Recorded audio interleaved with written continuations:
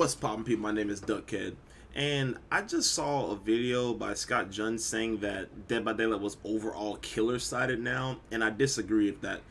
There are a few things I disagree with in this video, but I'll go over some of the things, like two of the major things that I disagree with. First of all, I don't think Dead by Daylight is killer-sided, and then second of all, I also don't think killer is easier than survivor, even solo queue. I don't think it's easier than solo queue. So let me go over what exactly I disagree with.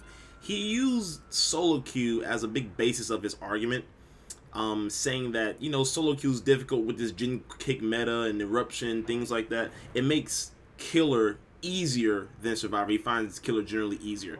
So let's talk about killer generally being easier. I think in the argument of is Dead by Daylight killer sided or survivor sided, people always seem to forget that there should be a category that goes into this called degree of difficulty. What do I mean by degree of difficulty / stress? First of all, let me preface this point with this. If you are getting stressed over Dead by Daylight, and I mean that in terms of if it's ruining your day, you're like having a bad day because of it, you feel bad because you got teabagged at an exegate or hit on the hook. If that's the case, dude, you need to go outside, touch grass, stop playing Dead by Daylight, because no game should be tilting you so much that it's like ruining your day. That's first of all. But what I mean by degree of difficulty / stress, what do you have to do to win a survivor game compared to what do you have to do to secure a win as a killer? So let's think about survivor. There are three things you have to do to secure a win as survivor. You either hold R1 on generators or whatever you use, if you use generators on your console or PC. You run the killer, or you're unhooking your healing. Those are the three things. Maybe if you want to throw in, making sure you don't get 3 gen, okay, maybe 4 things. Let's see. So there's only like 4 things. So 4 major things, really 3 major things you have to do as a survivor to secure a win. And let's think about what you have to do as a killer to secure a win. You have to keep track of survivors. You have to keep track of where they are at all times of the map. You have to chase proportionally to pressuring gens. You have to proportionally chase. So like you can't chase too much and you can't pressure gens too much. If you do either thing, you're going to lose. You have to keep track of what perks they're using. So can I hit this person at this pallet or with a dead hard in my face? Can I hit this person at this window or with a dead hard in my face? Can I swing at this person when they jump down from the structure, or do they have balanced landing? You have to keep track of hook states. Can I chase this person? Have I downed them yet? Have I hooked them yet? If I have not downed them or hooked them, I cannot chase that person, because if I do, then I'm going to throw the game because it's going to be a meaningless chase. I'm not going to have any pressure. Do I slug here? Do I hook here? Do I stop the chase and kick this generator? Do I you see, it's a bunch of things you have to do. Do I pressure this area of the map too much? If I pressure this area of the map too much, maybe gens will get down the other side of the map. Maybe I won't be able to secure 3 gen. Do you see everything that goes into killer? There are a bunch of things, and some things I didn't even cover, that go into killer. Like, what is this fucking map layout? You have to have knowledge of map layouts to play killer. So like the totality of like the degree of difficulty, in my opinion, is still not killer sided, even when you take into account solo queue, in my opinion. Now, let's look at something else. In order for Dead by Daylight to now be killer-sided, there has to be at least like maybe an even number of maps that are killer-sided, survivor-sided, or more killer-sided maps. So let's think about the realms. Let's go through the realms real quick, and I just did this really quickly. I'm not going to go through each individual map. I'm just going to go through the realms themselves. Let's go through the realms and say which ones are killer-sided and which ones are survivor-sided. So first I'll start with killer-sided. I have Backwater, Glenvale, Midwich. Those are the 3 killer-sided realms. Those are the 3, and I'm being very generous with that. Backwater, Glenvale, Midwich. So now I'll go to balance / just bad for everybody realms. Like the balance realms and just like the realms that are shitty for everybody. I don't really pick a side for that. And I was kind of generous with this as well, but let's go over that. So I have, for the balance / bad for everybody, Auto Haven, Crotus Pen, Larius, and Raccoon City. Those are 4. Now let's go over the survivor side of realms. I have McMillan, Coldwind, Haddonfield, Red Forest, Springwood, Gideon's Meatpacking Plant, Yamaoka Estate, Ormond, Eyrie of Crows, Garden of Joy, and Decimated Borgo. There are, if you don't know how many I just named, there are 11, in my opinion, 11 survivor-sided realms, 4 balance / bad for everybody realms, and 3 killer-sided realms. So survivors have, in my opinion, 8 more realms that are completely survivor-sided. How can this game be killer-sided when there are more maps in the game that are busted in favor of Survivor? I don't think that can be the case. Now let's go over something else. And this has something to do with how survivors judge a win versus how killers judge a win. So killers, generally speaking, if you get a 3K, you win. A 3K or 4K, you win the game. If you get a 2K, you tie. Generally speaking. And by the way, he also used escape statistics to make his argument. I don't think I like that, because if we're using statistics that behavior gives us, then Nurse is the worst killer in the game since she has the lowest kill rate. I don't like that.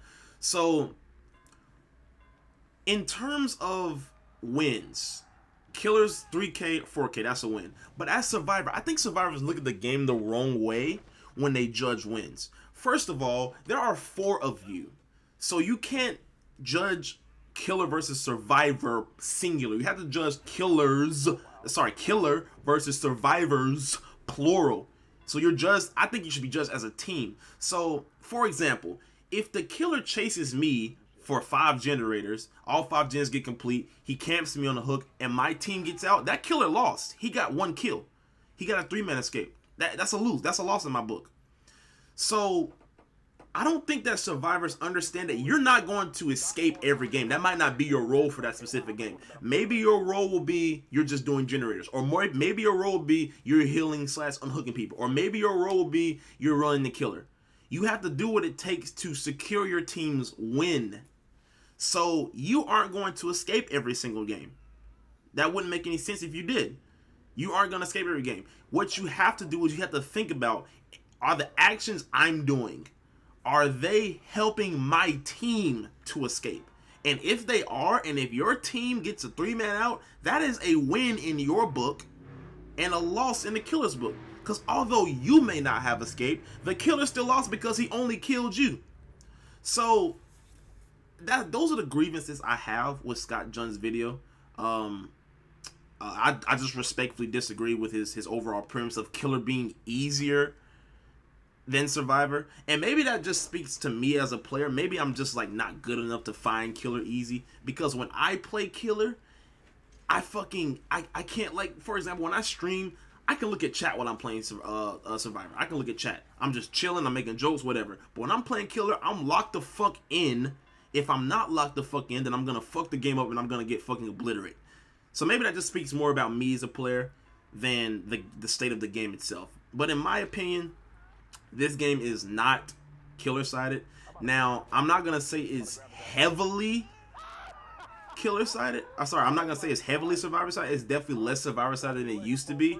But still, overall, if you consider the totality of everything in the game, the perks, the maps, the degree of difficulty, if you consider the totality of all of that, having like 4 dead hards or 4 unbreakables or 4 adrenalines, if you consider that, plus having brand new parts, overtuned med kits, fucking circles of healing, if you consider all of these things, I do not think that Dead by Daylight is killer-sided, even with this gen kick meta. But anyway, I'd like to know your thoughts. What do you think? Do you think that Dead by Daylight is killer-sided? Do you think that Dead by Daylight is survivor-sided? Me personally, I don't think that it's survivor-sided. I don't think that it's killer-sided. But I'd like to hear your opinion. And I do disagree with Scott Junn.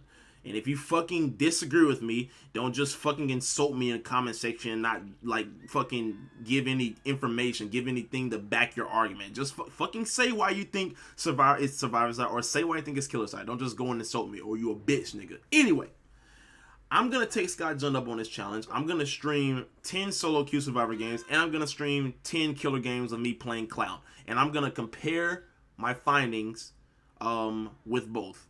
But there's one caveat. If I die and 3 people escape, even though I died, I'm counting that as a win, because the killer lost. So like one side has the win, so the survivors won. I'm counting that as a win. All right.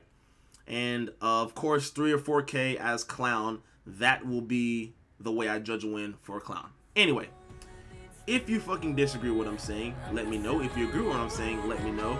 And let me know why. Anyway, I'll see y'all niggas later. Bye. Who do you think you are?